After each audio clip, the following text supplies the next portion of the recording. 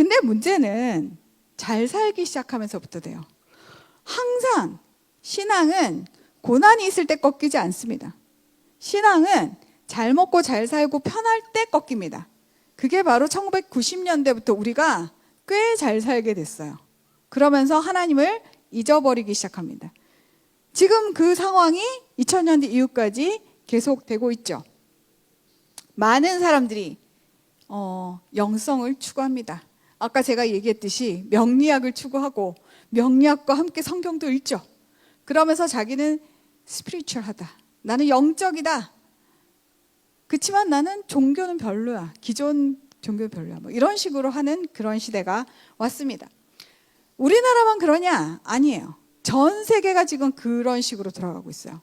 왜냐하면 전 세계가 인류 역사상 가장 풍요로운 시대를 맞고 있거든요. 그래서 하나님께서 지금 판을 흔들고 있다고 저는 생각합니다. 서구 문명 한번 볼까요?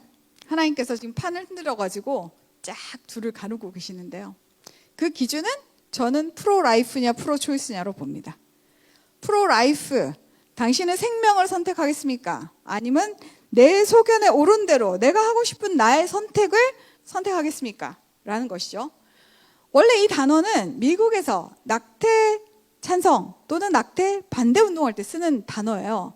근데 이 단어를 꼭 낙태 아니고 다른 거에 대입해도 다 들어맞습니다. 자, 프로라이프는 태아의 생명을 지키고 낙태를 반대하는 쪽이죠. 여러분, 대부분의 낙태가 어디서 일어난 줄 아십니까? 뭐 눈물, 콧물 흘리는 강간이나 이런 거 아니에요.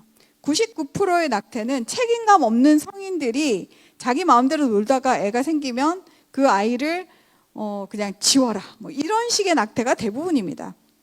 지금도 엄마의 목숨이 위험하거나 특별한 상황 가운데서는 법으로 낙태가 허용이 되어 있죠. 근데 그런 걸 얘기하는 게 아니고요.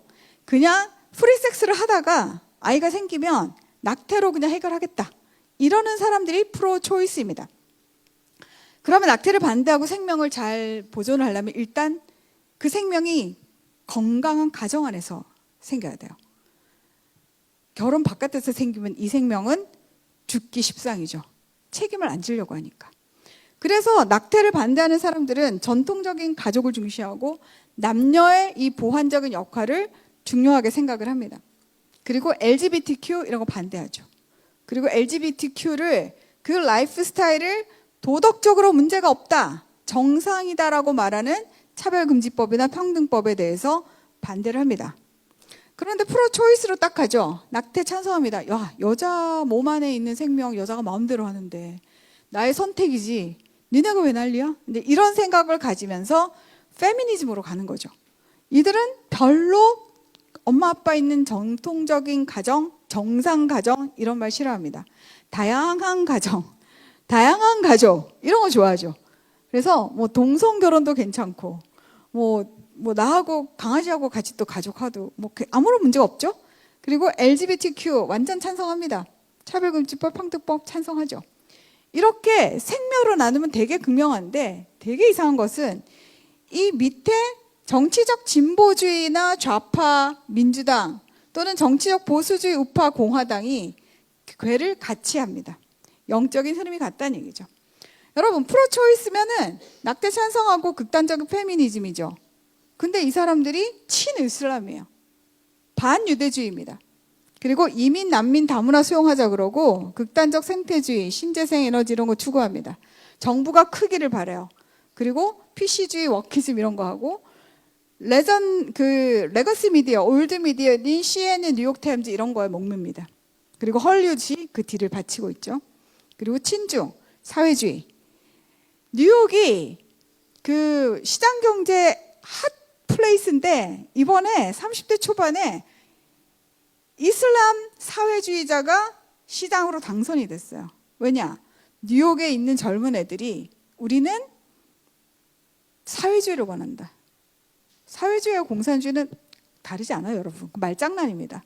근데 애들한테 사회주의는 공산주의 아닌 것처럼 얘기하지만 어쨌든 사회주의를 원한다 그래가지고 그 사람이 당선이 됐어요. 그리고 이들 뒤에는 자유주의 신학을 가진 교회들이 있습니다. 그리고 종교다원주의를 주장하죠. 여러분, 페미니스트들은 여성의 인권을 주장해야 되잖아요. 이슬람은 어떻습니까? 여성 인권하고는 상극이죠. 근데 이슬람이 여성의 인권을 짓밟는 거에 대해서 페미니스트들은 비판하지 않습니다. 왜냐? 같은 편이니까요. 이슬람은 사실은 LGBTQ는 상극이에요.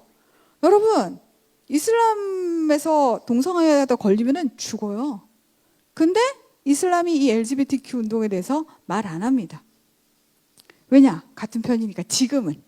나중에 아마 이쪽이 다 죽으면 자기네들끼리 싸울 거예요. 근데 지금 현재는 전선이 딱 갈립니다.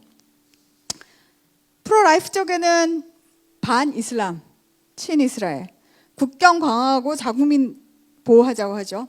환경 보호하고 관리하지만 에너지 자립이 원칙이에요. 그리고 작은 정부. 지금 뭐 트럼프 세력을 마가 세력이라고 하는데 그쪽도 이쪽입니다. 언론은 폭스뉴스, 데일리 와이어나 유튜브 같은 뉴미디어들이 이쪽 라인에 있습니다.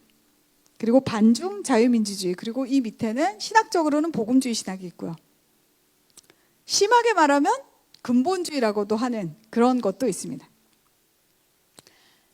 서구 사회만 그러냐? 대한민국도 똑같습니다. 이 영적인 흐름이. 그래가지고 이 영적인 흐름에서 하나를 긁어내잖아요. 그럼 밑에 고구마 줄기처럼 줄줄줄줄 같이 딸려 나오게 돼 있어요. 자, 프로라이프. 대한민국도 낙태법이 지금 있습니다. 지금 더불어민주당에서 박주민 의원하고 뭐 남인순 의원인가 이런 분들이 만사까지 낙태해도 괜찮아, 자유롭게. 그런 법안을 냈어요. 그래서 지금 기독교계에서 생명윤리학계에서 반대하고 나섰습니다. 산부인과 의사 선생님들은 6주에서 10주로 봅니다. 낙태해도 되는데 애가 심장이 박동이 뛰는 게 6주거든요. 심장 박동 뛰면 초음파로 다 들을 수 있거든요. 그때는 하지 말자. 아니 좀 봐줘도 10주면은 3개월 채 안 되죠. 그 안에만 낙태라고 그보다 더 큰 아이들은 낙태를 못하게 해서 뭐 나중에 입양을 보내든지 나라의 책임을 어쨌든 생명을 좀 보존하자는 측이고, 이 만삭 낙태 또는 약물 낙태를 허용하자는 측에서는 아니 내가 낳기 싫은데 왜 네가 난리야, 이제 이렇게 하는 것이죠. 젠더 이데올로기 퀴어 축제 이것도 있고요. 그다음 성소수자 인권 운동하고 퀴어 축제를 축복하는 쪽이 있습니다. 기독교에도 이 두 갈래가 나뉩니다. 차별금지법도 반대, 찬성. 자, 프로라이프는 종교의 자유를 주장하죠. 근데 프로초이스는 정교 분리를 주장합니다. 뭐냐? 프로라이프는 종교를 내가 믿고 그 믿음대로 살아낼 자유를 달라는 거예요. 그 믿음대로 살려면은 내가 내 믿음상 낙태를 반대해야 되잖아요. 그럼 내가 낙태 반대 시위에 나가가지고 시위할 수 있는 자유를 달라는 거예요. 그냥 이 정교 분리는, 야, 교회는 그냥 니들끼리 모여가지고 교회 안에서 기도나 하고 예수님 찬양하고 하하하 사랑해요 이런 것만 하고 있지 왜 교회 밖에 나와가지고 니들이 시시콜콜 공적인 문제에 대해서 얘기를 하냐는 거죠. 그거 하지 마 하는 게 정교분리입니다. 우리나라에서. 자, 프로라이프는 친미, 친이스라엘 성향 강하고요. 프로초이스는 친중, 친팔레스타인입니다. 우리나라는 특수사항이 있죠. 북한. 프로라이프는 북한 주민의 인권을 강조하고요. 북한 정권이 붕괴되는 것을 소명합니다. 그런데 프로초이스들은 한반도의 평화 및 긴장 완화를 주장하고 북한 정권이 유지돼서 두 국가로 가는 것을 원합니다. 근데 신기한 거는 이 두 개 다가 인도주의적 지원을 하자는 거예요.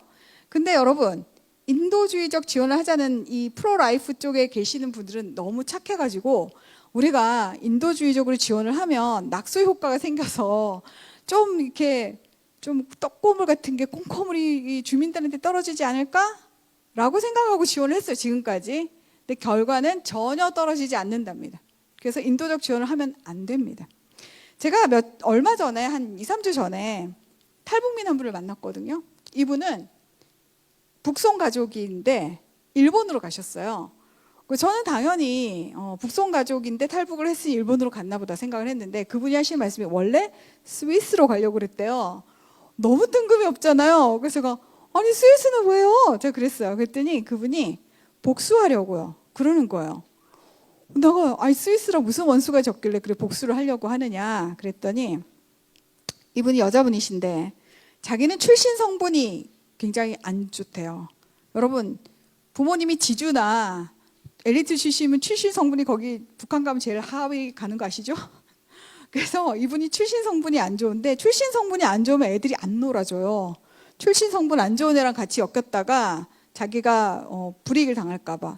근데 자기가 함경도 쪽에 사는데 자기가 출신 성분이 안 좋음에도 불구하고 자기를 되게 친구로 대해주었던, 초등학교 때부터 친한 친구로 대해주었던 2명의 친구가 있었대요. 근데 어느 날 스위스에서 인도적 지원을 하겠다고 했답니다. 근데 그 지원의 조건이 뭐냐? 우리가 북한 주민들이 영양실조에 걸리니까 염소를 줄 테니까 염소 젖을 짜가지고 애들을 먹이면 영양실조를 좀 극복할 수 있지 않겠니? 염소를 줄게. 근데 염소를 방목할 목장은 니들이 만들어. 이랬대요. 그랬더니 이제 목장을 만들어야 되잖아요.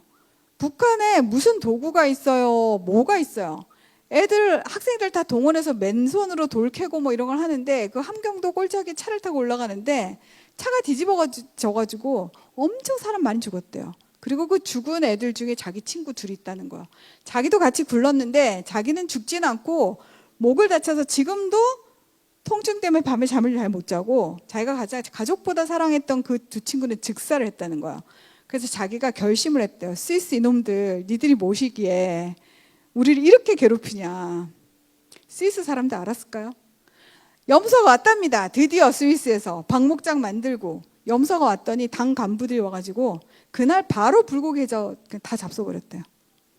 그래서 우리가 정말 누구를 도와줄 때도 뱀처럼 지혜롭고 비둘기처럼 순결하게 정말 잘 알아보고 하지 않으면 그들에게 도움이 아니라 고통을 주는 데 동참할 수 있어요. 네, 프로라이프는 한미동맹 강한 군사력을 주장하죠. 복음주의 개혁주의가 있습니다. 프로초이스는 종전을 얘기합니다. 여러분, 전쟁 끝나는 거 되게 좋은 것 같죠. 지금 우리나라가 휴전 상태거든요. 6.25 때 우리나라가 휴전이 됐는데 아직 전쟁이 안 끝났어요. 우린 지금 전쟁 중인 국가입니다. 근데 그 휴전 때 우리가 그 휴전의 당사자였냐? 아니에요. 유엔군 대표하고 중공군 대표랑 북한, 이 셋이서 서명했어요. 우리는 서명지에 끼지도 못했습니다. 근데 이 유엔군의 대표는 사실은 미군이에요. 그래서 휴전을 하면서 지금 미군이 우리나라에 남아있는 거예요. 왜냐, 아직 전쟁이 안 끝났으니까. 근데 이쪽에서 자꾸 이제 전쟁 끝냅시다. 전쟁 끝나고 2 국가를 인정하면 유엔군은 우리나라에 있을 필요가 없어요. 목표를 다 달성했죠. 그러면 미군은 나가야 됩니다. 자, 미군이 나가고 나면 북한이 굉장히 기뻐하겠죠. 그런 것들이 다 있는 겁니다. 그래서 우리는 무장 해제를 하고, 우리 애들은 군대 가서 3단봉으로 나라를 지키고, 북한 애들은 핵무기와 권총을 우리를 향해서 하는 거죠. 이런 거를 지금 정신을 똑바로 안 차리면 굉장히 위험해집니다. 자, 그러면 역사의 오른편. 역사의 오른편이 어느 쪽일까요? 역사의 오른편은 우리가 하나님의 편에 서는 거죠. 하나님의 마음이 어디 있나를 보는 거예요. 그 하나님의 마음을 알아보는 방법. 진정한 자유와 복음이 확산되는 편이 어디냐. 그걸 보셔야 돼요. 그 다음에 하나님께서 이 역사의 목적이 인간의 영혼을 구원하는 거잖아요. 부흥을 하나님께서 어디에 주고 계시냐. 그리고 넥스트 부흥은 어디에 와야 하느냐. 그거를 봐야 됩니다. 그 다음에 현상을 우리가 유지하는 거와 현상이 흔들리고 타파되는 거에 대해서 얼마만큼의 희생을 우리가 감당할 준비가 되어 있냐는 것이죠.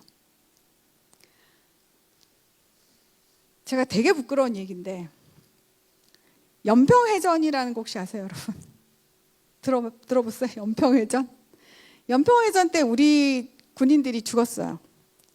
그때 제가 로펌에 있었는데, 그때 아침에 막 연평해전이 일어나가지고 북한에서 우리 애들을 쏴가지고 우리 애들 막 죽었대. 막 얼마나 열받아요. 그래가지고 저희들이 막 모여가지고 막 열을 막 내면서 얘기를 하다가, 그러면 당장 우리도 반격을 해서 이것들이 다시는 우리한테 뭐라 하지 못하도록 완전히 그냥 다 때려 부셔야 돼. 막 이제 이런 얘기를 막 하고 있는데 갑자기 한 분이 그러면 안 된다는 거예요. 그래서 왜 안 되는데, 전쟁이 나면은 절대 안 된다는 거예요. 근데 그 이유가 뭐냐? 자기 딸이 지금 3살하고 5살인데 화장실 가는 거 불편해가지고 안 된다는 거예요. 근데 그 얘기를 딱 듣는 순간 제가 바로 수긍했잖아요. 맞네. 나 화장실 지저분한데 절대 못 가는데 화장실 가는 거 불편하면 전쟁 나면 안 되는데 그냥 참고 그냥 고개 숙이고 그냥 있어야겠다. 이 생각을 제가 한 거예요. 그 이후에 제가 주님 만나고 이거 얼마나 회개했는지 모릅니다. 지금 북한은 80년째 저 독재 정권 밑에서 정치범 수용소에서 인간 이하의 생활을 하고 있는데 너는 고작 너 화장실 가는 거 불편하다고 그 사람들을 그대로 버려두겠다는 거냐? 이런 마음을 저한테 주시는 거예요. 제가 무지 회개했어요. 그래서 제가 그렇다고 전쟁이 나는 걸 바라냐? 절대 아니죠. 하나님, 전쟁이 나는 걸 바라진 않지만 우리가 그래도 우리의 이웃을 사랑하는 마음으로 우리의 불평과 우리의 손해를 감수할 마음이 있다면 그 마음을 보고 하나님이 우리를 좀 불쌍히 여기시고 긍휼히 여기셔서 그들을 풀어주지 않을까?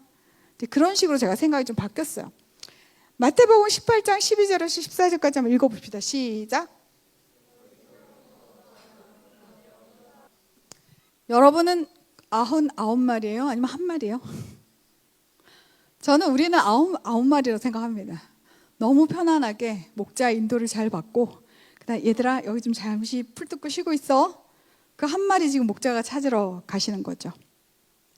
저는 그 한 마리가 우리의 북한 주민들이라고 생각합니다. 그래서 여러분들이 99마리도 물론 잘 우리가 잃지 않도록 더 잃지 않도록 해야 되지만 하나님이 그 한 마리 잃은 한 마리를 찾는 그 하나님의 마음에 우리가 합해 드려야 돼요. 그래서 이 모든 것에 주님의 뜻에 합한 그런 여러분이 되시기를 간절히 바라봅니다.